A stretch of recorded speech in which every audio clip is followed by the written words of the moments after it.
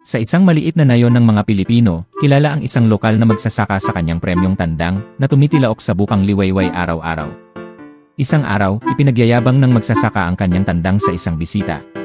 Ang tandang na ito, ang pagmamalaki ng magsasaka, ay napakaaga kung kaya't siya ay tumilaok ng eksakto sa alas 5 tuwing umaga, walang sablay. Ang bisita, na curious, ay nagtanong, "That's impressive. Paano kung gusto mo siyang tumilaok sa ibang oras, sabihin mo alas 7 ng umaga?" Napakamot ng ulo ang magsasaka at sumagot, "Bueno, sa palagay ko ay maaari kong subukang sanayin siya, ngunit bakit gugustuhin ko pang guluhin ang pagiging perpekto niya?" Maya-maya lang, isang malakas na tilaok ang tunog ng tandang. Tiningnan ng bisita ang kanyang relo at sinabing, "Pero alas 4 pa lang ng umaga." Nagkibit balikat ang magsasaka at sinabing, "Ay, tama na." Punctual siya, pero mahilig din siyang magpraktis ng maaga.